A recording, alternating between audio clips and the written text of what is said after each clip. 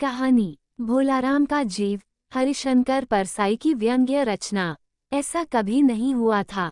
धर्मराज लाखों वर्षों से असंख्य आदमियों को कर्म और सिफारिश के आधार पर स्वर्ग या नर्क में निवास स्थान अलॉट करते आ रहे थे, पर ऐसा कभी नहीं हुआ था। सामने बैठे चित्रगुप्त बार बार चश्मा पोंछ, बार बार थूक से पन्ने पलट रजिस्टर पर रजिस्टर देख रहे थे। गलती पकड़ में ही नहीं आ रही थी। आखिर उन्होंने खींचकर रजिस्टर इतने जोर से बंद किया कि मक्खी चपेट में आ गई। उसे निकालते हुए वे बोले, महाराज, रिकॉर्ड सब ठीक है। भोलाराम के जीव ने 5 दिन पहले देह त्यागी और यमदूत के साथ इस लोक के लिए रवाना भी हुआ, पर यहाँ अभी तक नहीं पहुंचा। धर्मराज ने पूछा, और वह दूत कहाँ है? महाराज, वह भी लापता है। इसी समय द्वार खुले और एक यमदूत बदहवास वहां आया। उसका मौलिक कुरूप चेहरा परिश्रम, परेशानी और भय के कारण और भी विकृत हो गया था। उसे देखते ही चित्रगुप्त चिल्ला उठे, अरे, तू कहाँ रहा इतने दिन? भोलाराम का जीव कहाँ है? यमदूत हाथ जोड़कर बोला, दयानिधान, मैं कैसे बतलाऊं कि क्या हो गया। आज तक मैंने धोखा नहीं खाया था, पर भोलाराम का जीव मुझे चकमा दे गया। 5 दिन पहले जब जीव ने भोलाराम का देह त्यागा, तब मैंने उसे पकड़ा और इस लोक की यात्रा आरंभ की। नगर के बाहर ज्यों ही मैं उसे लेकर एक तीव्र वायु तरंग पर सवार हुआ, त्यों ही वह मेरी चंगुल से छूटकर न जाने कहाँ गायब हो गया। इन 5 दिनों में मैंने सारा ब्रह्मांड छान डाला, पर उसका कहीं पता नहीं चला। धर्मराज क्रोध से बोला, मूर्ख, जीवों को लाते लाते बूढ़ा हो गया, फिर भी एक मामूली बूढ़े आदमी के जीव ने तुझे चकमा दे दिया। दूत ने सिर झुकाकर कहा, महाराज, मेरी सावधानी में बिल्कुल कसर नहीं थी। मेरे इन अभ्यस्त हाथों से अच्छे अच्छे वकील भी नहीं छूट सके, पर इस बार तो कोई इंद्रजाल ही हो गया। चित्रगुप्त ने कहा, महाराज, आजकल पृथ्वी पर इस प्रकार का व्यापार बहुत चला है। लोग दोस्तों को कुछ चीज भेजते हैं और उसे रास्ते में ही रेलवे वाले उड़ा लेते हैं। होजरी के पार्सलों के मोजे रेलवे अफसर पहनते हैं। मालगाड़ी के डब्बे रास्ते में कट जाते हैं। एक बात और हो रही है, राजनीतिक दलों के नेता विरोधी नेता को उड़ाकर बंद कर देते हैं। कहीं भोलाराम के जीव को भी तो किसी विरोधी ने मरने के बाद खराबी करने के लिए तो नहीं उड़ा दिया? धर्मराज ने व्यंग्य से चित्रगुप्त की ओर देखते हुए कहा, तुम्हारी भी रिटायर होने की उम्र आ गई। भला भोलाराम जैसे नगण्य दीन आदमी से किसी को क्या लेना देना? इसी समय कहीं से घूमते घामते नारद मुनि यहाँ आ गए। धर्मराज को गुमसुम बैठे देख बोले, क्यों धर्मराज, कैसे चिंतित बैठे हैं? क्या नर्क में निवास स्थान की समस्या अभी हल नहीं हुई? धर्मराज ने कहा, वह समस्या तो कब की हल हो गई मुनिवर। नर्क में पिछले सालों में बड़े गुणी कारीगर आ गए हैं। कई इमारतों के ठेकेदार हैं जिन्होंने पूरे पैसे लेकर रद्दी इमारतें बनाई। बड़े बड़े इंजीनियर भी आ गए हैं जिन्होंने ठेकेदारों से मिलकर पंचवर्षीय योजनाओं का पैसा खाया। ओवरसियर हैं जिन्होंने उन मजदूरों की हाजिरी भर कर पैसा हड़पा जो कभी काम पर गए ही नहीं। इन्होंने बहुत जल्दी नर्क में कई इमारतें तान दी हैं। वह समस्या तो हल हो गई, पर एक बड़ी विकट उलझन आ गई है। भोलाराम नाम के एक आदमी की 5 दिन पहले मृत्यु हुई। उसके जीव को ये दूत यहाँ ला रहा था कि जीव इसे रास्ते में चकमा देकर भाग गया। इसने सारा ब्रह्मांड छान डाला, पर वो कहीं नहीं मिला। अगर ऐसा होने लगा तो पाप पुण्य का भेद ही मिट जाएगा। नारद ने पूछा, उस पर इनकम टैक्स तो बकाया नहीं था? हो सकता है उन लोगों ने रोक लिया हो। चित्रगुप्त ने कहा, इनकम होती तो टैक्स होता। भूखमरा था। नारद बोले, मामला बड़ा दिलचस्प है। अच्छा, मुझे उसका नाम पता तो बताओ, मैं पृथ्वी पर जाता हूँ।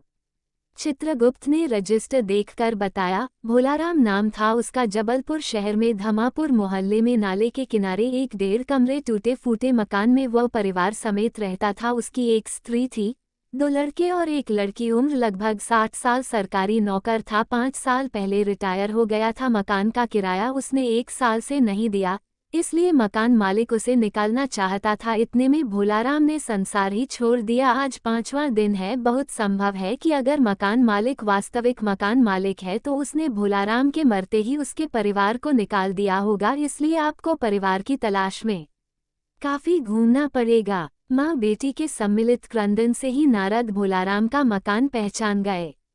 द्वार पर जाकर उन्होंने आवाज लगाई, नारायण नारायण। लड़की ने देखकर कहा, आगे जाओ महाराज। नारद ने कहा, मुझे भिक्षा नहीं चाहिए, मुझे भोलाराम के बारे में कुछ पूछताछ करनी है। अपनी माँ को जरा बाहर भेजो। बेटी भोलाराम की पत्नी बाहर आई। नारद ने कहा, माता, भोलाराम को क्या बीमारी थी? क्या बताऊं? गरीबी की बीमारी थी। 5 साल हो गए पेंशन पर बैठे, पर पेंशन अभी तक नहीं मिली। हर 10-15 दिन में एक दरख्वास्त देते थे, पर वहां से या तो जवाब आता ही नहीं था, और आता तो यही कि तुम्हारी पेंशन के मामले में विचार हो रहा है। इन 5 सालों में सब गहने बेचकर हम लोग खा गए, फिर बर्तन बिके, अब कुछ नहीं बचा था। चिंता में घुलते घुलते और भूखे मरते मरते उन्होंने दम तोड़ दी। नारद ने कहा, क्या करोगी माँ? उनकी इतनी ही उम्र थी। ऐसा तो मत कहो महाराज, उम्र तो बहुत थी। 50-60 रुपया महीना पेंशन मिलती तो कुछ और काम कहीं करके गुजारा हो जाता, पर क्या करें?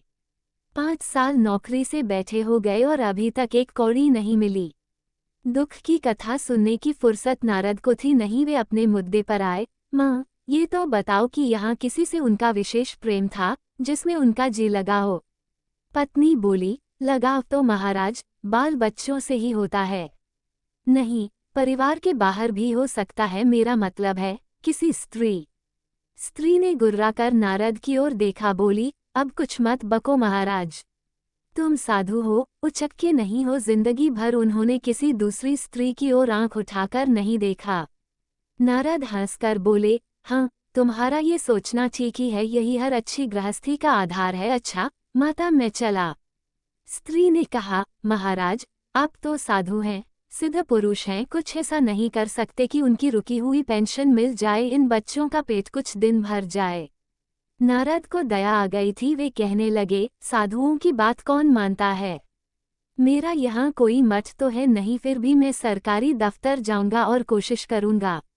वहां से चलकर नारद सरकारी दफ्तर पहुंचे। वहां पहले ही से कमरे में बैठे बाबू से उन्होंने भोलाराम के केस के बारे में बातें की। उस बाबू ने उन्हें ध्यानपूर्वक देखा और बोला, भोलाराम ने दरख्वास्तें तो भेजी थीं, पर उन पर वजन नहीं रखा था, इसलिए कहीं उड़ गई होंगी।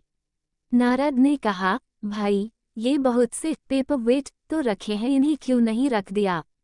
बाबू हंसा, आप साधु हैं, आपको दुनियादारी समझ में नहीं आती। दरख्वास्तें पेपरवेट से नहीं दबती। खैर, आप उस कमरे में बैठे बाबू से मिलिए। नारद उस बाबू के पास गए। उसने तीसरे के पास भेजा, तीसरे ने चौथे के पास, चौथे ने पांचवे के पास। जब नारद 25-30 बाबुओं और अफसरों के पास घूम आए, तब एक चपरासी ने कहा, महाराज, आप क्यों इस झंझट में पड़ गए? अगर आप साल भर भी यहाँ चक्कर लगाते रहे तो भी काम नहीं होगा। आप तो सीधे बड़े साहब से मिलिए, उन्हें खुश कर दिया तो अभी काम हो जाएगा। नारद बड़े साहब के कमरे में पहुंचे। बाहर चपरासी ऊँघ रहा था, इसलिए उन्हें किसी ने छेड़ा नहीं। बिना विजिटिंग कार्ड के आया। देख साहब बड़े नाराज हुए, बोले, इसे कोई मंदिर वंदिर समझ लिया है क्या? धड़धड़ाते चले आए। चिट क्यों नहीं भेजी? नारद ने कहा, कैसे भेजता? चपरासी सो रहा है, क्या काम है? साहब ने रौब से पूछा। नारद ने भोलाराम का पेंशन केस बतलाया। साहब बोले, आप हैं बैरागी, दफ्तरों के रीति रिवाज नहीं जानते। असल में भोलाराम ने गलती की भाई, ये भी एक मंदिर है, यहाँ भी दान पुण्य करना पड़ता है। आप भोलाराम के आत्मीय मालूम होते हैं। भोलाराम की दरख्वास्तें उड़ रही हैं, उन पर वजन रखिए। नारद ने सोचा कि फिर यहाँ वजन की समस्या खड़ी हो गई। साहब बोले, भाई, सरकारी पैसे का मामला है, पेंशन का केस 20 दफ्तर में जाता है, देर लग ही जाती है। 20 बार एक ही बात को 20 जगह लिखना पड़ता है, तब पक्की होती है। जितनी पेंशन मिलती है उतने की स्टेशनरी लग जाती है। हाँ, जल्दी भी हो सकती है, मगर। साहब रुके। नारद ने कहा, मगर क्या? साहब ने कुटिल मुस्कान के साथ कहा, मगर वजन चाहिए। आप समझे नहीं, जैसे आपकी यह सुंदर वीणा है, इसका भी वजन भोलाराम की दरख्वास्त पर रखा जा सकता है। मेरी लड़की गाना बजाना सीखती है, यह मैं उसे दे दूंगा। साधु संतों की वीणा से तो और अच्छे स्वर निकलते हैं। नारद अपनी वीणा छीनते देख जरा घबराए, पर फिर संभल कर उन्होंने वीणा टेबल पर रख कर कहा, ये लीजिए, अब जरा जल्दी उसकी पेंशन ऑर्डर निकाल दीजिए। साहब ने प्रसन्नता से उन्हें कुर्सी दी, वीणा को एक कोने में रखा और घंटी बजाई। चपरासी हाजिर हुआ। साहब ने हुक्म दिया, बड़े बाबू से भोलाराम के केस की फाइल लाओ। थोड़ी देर बाद चपरासी भोलाराम की 100-150 दरख्वास्तों से भरी फाइल लेकर आया। उसमें पेंशन के कागजात भी थे। साहब ने फाइल पर नाम देखा और निश्चित करने के लिए पूछा, क्या नाम बताया साधु जी आपने? नारद समझे कि साहब कुछ ऊंचा सुनता है, इसलिए जोर से बोले, भोलाराम। सहसा फाइल में से आवाज आई, कौन पुकार रहा है? मुझे पोस्टमैन है। क्या पेंशन का ऑर्डर आ गया? नारद चौंके पर दूसरे ही क्षण बात समझ गए, बोले, भोलाराम। तुम क्या भोलाराम के जीव हो? हाँ, आवाज आई। नारद ने कहा, मैं नारद हूँ, तुम्हें लेने आया हूँ, चलो स्वर्ग में तुम्हारा इंतजार हो रहा है। आवाज आई, मुझे नहीं जाना, मैं तो पेंशन की दरख्वास्तों पर अटका हूँ, यही मेरा मन लगा है, मैं अपनी दरख्वास्तें छोड़कर नहीं जा सकता।